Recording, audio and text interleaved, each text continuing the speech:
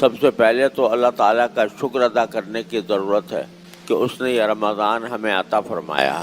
اگر آپ اپنے گرد و پیش پر نظر دوڑائیں تو کتنے لوگ آپ کو ایسے ملیں گے جو پچھلے سال رمضان میں ہمارے ساتھ شریک تھے، روزوں میں، تراویح میں، اور آج اپنے مالک حقیقی کے پاس پہنچے اور ہمارے درمیان موجود نہیں ہیں۔ اللہ نے ہمیں مہلت دی ہے اور اس مہلت کے اندر رمضان کا مہینہ عطا فرمایا جو اللہ تبارک و تعالیٰ کی طرف سے رحمتوں کا مہینہ ہے، اور اس میں اگر یہ کہا جائے تو بیجا نہیں ہوگا کہ اللہ جل جلالہ کی رحمت کی بارشیں اپنے بندوں پر جھوم جھوم کر برستی ہیں۔ چھوٹا سا کوئی عمل بھی انسان کر لے تو اس کا ثواب عام دنوں کے مقابلے میں بہت زیادہ ہے۔ ایک نفلی عبادت فرض کے درجہ رکھتی ہے اور فرض عبادت 70 عبادتوں کا درجہ رکھتی ہے۔ اسی لیے رسول کریم صلی اللہ علیہ وسلم نے ارشاد فرمایا، حضرت جبریل امین علیہ السلام نے دعا کی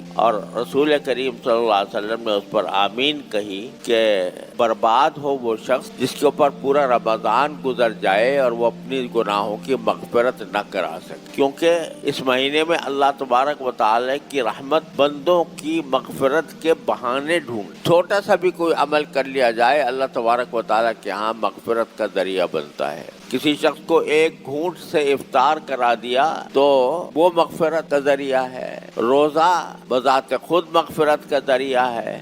رات کی نماز بذات خود مغفرت کا ذریعہ ہے۔ غرض اللہ تبارک و تعالی کی طرف سے بخشش کے دروازے کھلے ہوئے ہیں، اسی لیے فرمایا کہ سارا مہینہ گزر جائے اور انسان اپنی بخشش نہ کرا سکے تو وہ برباد ہو۔ لیکن جیسا میں نے پچھلے جمعہ میں عرض کیا تھا کہ یہ مہینہ صرف اتنی بات نہیں ہے کہ روزہ رکھ لیا اور رات کو تراویح پڑھ لی، بلکہ یہ چاہتا یہ رمضان کا مہینہ یہ چاہتا ہے کہ اس میں بندے کا تعلق اپنے پروردگار سے زیادہ مضبوط ہو۔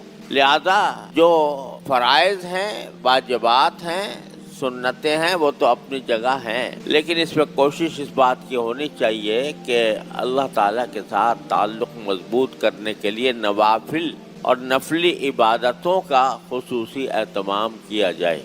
اور اسی کو شہر الصبر بھی کہا گیا ہے حدیث میں کہ صبر کا مہینہ ہے، لہذا ہر انسان کو اپنے جذبات پر قابو پانے کا اہتمام کرنا اور اس کی مشق کرنا ضروری۔ جب یہ شہر الصبر بنے گا کہ انسان اپنی خواہشات پر قابو پائے، اپنے جذبات پر قابو پائے، غصہ بھی آئے تو غصے کو کنٹرول کرے۔ یہاں تک فرمایا گیا کہ اگر کوئی شخص تم سے لڑائی کرے تو تم اس کے جواب میں یہ کہہ دو کہ بھائی میرا تو روزہ ہے۔ لڑائی کرنے کے وقت میں اس سے یہ کہہ دو کہ میرا روزہ ہے، یعنی میں تمہاری لڑائی کا جواب دینا نہیں چاہتا۔ اور اسی طرح اس کو مواسات کا مہینہ قرار دیا گیا، یعنی باہمی ہمدردی کا، ایک دوسرے کے ساتھ ہمدردی کا مظاہرہ کرنے کے لیے یہ مہینہ خاص رسول کریم صلی اللہ علیہ وسلم نے اس کو فرمایا شہر الصبر